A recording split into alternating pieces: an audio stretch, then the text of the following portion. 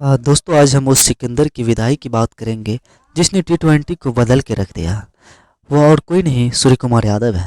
नमस्कार दोस्तों, क्रिकवास्ट के नई वीडियो में आप सभी का स्वागत है।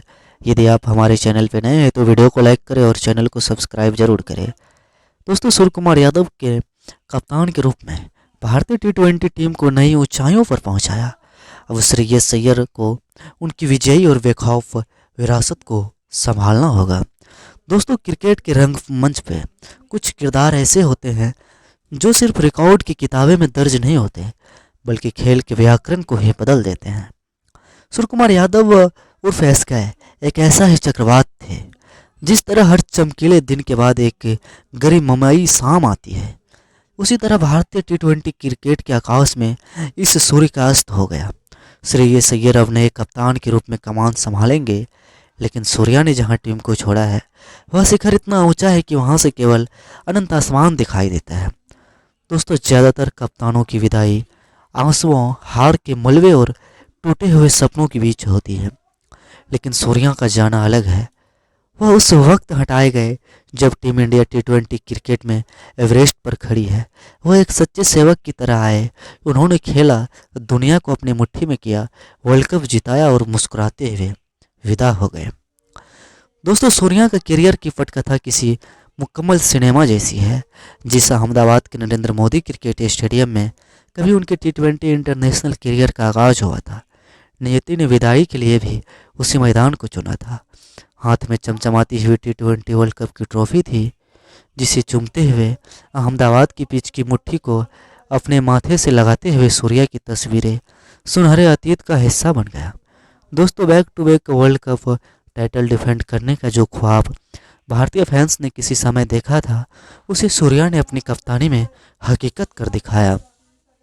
दोस्तों, कप्तानी भले ही सूर्या ने भारत की विश्व विजेता बनने में हर संभव योगदान दिया।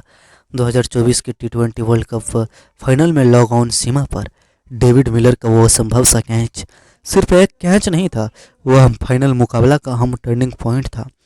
रोहित शर्मा संन्यास के बाद जब कप्तानी का ताज सूर्या के सिर सजा तो किसी ने नहीं सोचा था कि वह इस दबाव को एक उत्सव में बदल देंगे। दोस्तों, एक कप्तान के तौर पर सूर्या एक एनालिसिस किया था तो उनका सबसे बड़ा योगदान था थ्रो प्रोसेस में क्रांति। उन्हें ड्रेसिंग रूम से हार का डर और संकोच पूरी तरह से बाहर निकाल फेंका। दोस्तों, सूर्या की कप्तानी में भारतीय बल्लेबाजों को वो पंख मिला जिसकी कल्पना पहले कभी नहीं की गई थी। दोस्तों, उनकी कप्तानी में टीम इंडिया 240-250 के स्कोर को एक सामान्य टोटल बना दिया था। विरोधी टीम जहां इस स्कोर के नीचे दब जाती थी, वहां टीम इंडिया के लिए 300 का आंकड़ा भी पहुंचना अब आम सा लगने लगा था। दोस्तों, उन्होंने युवा गेंदबाजों को वो आज़ादी और भरोसा दिया जो एक लीडर असली पहचान होती है। गलतियां पर डांटने की बजाय उन्होंने गेंदबाजों की पीठ थपथपाई। दोस्तों, सूर्या की कप्तानी में भारत की किसी बायलैटरल सीरीज में हाथ नहीं हुई। 80% से ज़्यादा जीत का प्रतिशत इस बात का गवाह है कि उस दौर टी20 क्रिकेट में भारत का स्वर्णिम काल था। दोस्तों, मगर आंकड़ों के लिहाज से कड़वा सच ये भी है कि कप्तानी के सुनहरे सफ़र में सूर्या के निजी प्रदर्शन का असर डाला। वह सिर्फ एक बल्लेबाज थे तो आईसीसी रैंकिंग के नंबर 1 पर सिंहासन पर उनका एक छत्र राज चलता था। और मैदान के चारों तरफ 360 डिग्री पर ऐसा शॉट्स खेलते थे जो किसी वीडियो गेम जैसा लगता था। लेकिन जब कंधे पर कप्तानी की जिम्मेदारी आई तो उनके बल्ले की वह कोशिश भी फीकी पड़ती गई। बढ़ती उम्र और निजी फॉर्म में आए गिरावट ने अंततः चयनकर्ताओं को भविष्य की ओर देखने पर मजबूर कर दिया। लेकिन यह सूर्या की महानता है कि उन्होंने इस बदलाव को बेहद सहजता से स्वीकार किया। दोस्तों, लैटिन भाषा की एक मशहूर कहावत है, वेनी विड विकी। वह आया, उसने देखा और उसने फतेह किया। सूर्य कुमार यादव का टी20 करियर इसी कहावत का साक्षात प्रतिबिंब है। वह इंटरनेशनल क्रिकेट में देर से आए, लेकिन जब आए तो छा गए।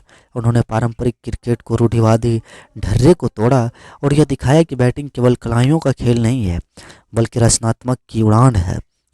दोस्तों, श्रेयस अय्यर को विरासत में एक ऐसी टीम मिली है जो जीतना जानती है, जो बेखौफ है और जिसके पास एक चैंपियन माइंडसेट है। सूर्या भले ही अब नीली जर्सी में चिमगम चबाते हुए मैदान पर विरोधियों गेंदबाजों की धज्जी उड़ाते ना दिखे, लेकिन जब टी20 क्रिकेट की बात होगी तो MR 360 डिग्री का नाम अदब और गौरव से लिया जाएगा। SK का यह सूर्यास्त भी किसी और भोर से कम खूबसूरत नहीं है। दोस्तों, यदि हम खुद अपना पर्सनल लेवल पे कहें तो हमको बहुत बुरा लग रहा है। कम से कम उसको एक मैच खिलाया जाना चाहिए था। दोस्तों, England versus cricket board ECB ने भारत के खिलाफ होने वाले सभी 5 टी20 अंतर्राष्ट्रीय मुकाबलों को 1 घंटा पहले शुरू करने का फैसला किया है। अब यह मैच भारतीय समय अनुसार रात 11 बजे शुरू होने की बजाय 10 बजे शुरू होगा। इंग्लैंड एवं वेल्स क्रिकेट बोर्ड ने भारत के खिलाफ होने वाले सभी 5 टी20 अंतर्राष्ट्रीय मुकाबलों को 1 घंटा पहले शुरू करने का फैसला किया है। अब यह मैच भारतीय समय अनुसार रात 11 बजे शुरू होने के बजाय 10 बजे शुरू होगा। इसमें उपमहाद्वीप में अधिक से अधिक लोग टेलीविज़न पर इन्हें देख सकेंगे। एक मीडिया रिपोर्ट की यह जानकारी दी गई है। दोस्तों, एक क्रिकेट के मुताबिक विश्व कप जीतने वाली इन दो टीमों के बीच होने वाले 5 टी20 अंतर्राष्ट्रीय मैच पहले भारतीय समय अनुसार रात 11 स्थानीय समय 6:30 बजे शुरू होने वाले था, लेकिन प्रसारणकर्ताओं के साथ बातचीत के बाद इन्हें एक समय 1 घंटा पहले कर दिया गया है। खबर यह है कि इंग्लैंड में होने वाले अंतर्राष्ट्रीय मुकाबलों के शुरू होने से यह समय ECB आयोजन स्थल, विरोधी बोर्ड और घरेलू व विदेशी प्रसारण इस मामले में कई स्पोर्ट्स और सोनी स्पोर्ट्स नेटवर्क की बातचीत के बाद तय किया गया है। इसके आगे कहा गया है कि शाम 6:30 बजे, जो हाल के सत्र में आम हो गया था, से समय में बदलाव यह दिखाता है कि इंग्लैंड क्रिकेट लुभावनी श्रृंखलाओं वे श्रृंखलाओं जिनसे भारत खेलता है पर कितना निर्भर है। ECB के हाल में ही जो जारी वित्तीय रिपोर्ट में यह बताया गया है वह साफ हो गया था। दोस्तों, आपको बता दें कि भारत के खिलाफ इंग्लैंड की टीम अपने घरेलू मैदान पर 1 जुलाई से 5 टी20 मैचों का सीरीज खेलेगी। यह सीरीज 1 जुलाई से शुरू होकर 11 जुलाई तक चलेगा। भारत टी20 सेटअप में बड़ा बदलाव किया है। भारत श्रेयस अय्यर की कप्तानी और तिलक वर्मा की उपकप्तानी में पहली बार टी20 क्रिकेट खेलने मैदान पर उतरेगा। रिपोर्ट के अनुसार भारत इस दौर पर 3 मैचों की एक दिवसीय श्रृंखला भी खेलेगी, जिसके सभी टिकट बिक चुके हैं। यह मैच 14 जुलाई, 16 जुलाई और 19 जुलाई को खेला जाएगा। यह देखना होगा कि पैर की मांसपेशियों की चोट से जूझ रहे स्टार बल्लेबाज विराट कोहली इस दौरे के लिए समय पर फिट हो पाते हैं या नहीं। साथ ही रोहित शर्मा अफगानिस्तान के खिलाफ सीरीज में खेलते हुए नजर आ सकते हैं। दोस्तों, ऐसे में रोको की जोड़ी एक बार फिर जुलाई में 1 महीने में एक साथ भारत की नीली जर्सी में मैदान पर दिख सकती है। BCCI ने पिछले हफ्ते कहा था कि वह इंग्लैंड के एक दिवसीय श्रृंखलाओं के लिए टीम का ऐलान अफगानिस्तान के खिलाफ घरेलू मैदान पर होने वाली 50 ओवर की श्रृंखला के आखिरी में करेगा। कोहली अफगानिस्तान के खिलाफ श्रृंखला में नहीं खेल पाए थे। हाँ दोस्तों, वैभव सूर्यवंशी ने खुला ऐलान किया कि वह सिर्फ टी20 नहीं, तीनों फॉर्मेट पर नज़र है उनका। ज़रूरत पड़ने पर वह तीनों फॉर्मेट खेलेंगे। IPL में अपनी विस्फोटक बल्लेबाजी से सुर्खियां बटोरने वाले वैभव सूर्यवंशी ने साफ कर दिया कि उनका लक्ष्य सिर्फ टी20 क्रिकेट तक सीमित नहीं है। 15 साल के बल्लेबाज ने कहा कि उनका सपना भारत के लिए तीनों फॉर्मेट खेलना है। वैभव ने बताया कि वह नियमित रूप से रेड बॉल क्रिकेट की भी प्रैक्टिस करते हैं और फॉर्मेट की ज़रूरत के हिसाब से अपने बल्लेबाजी में भी बदलाव करेंगे। दोस्तों, 15 साल की उम्र में IPL के मंच पर गेंदबाजों के होश उड़ाने वाले वैभव सूर्यवंशी को लेकर अक्सर यह सवाल उठता है कि क्या उनकी आक्रामक बल्लेबाजी सिर्फ टी20 क्रिकेट के लिए बनी है। लेकिन अब खुद वैभव ने इस बहस का जवाब दे दिया है।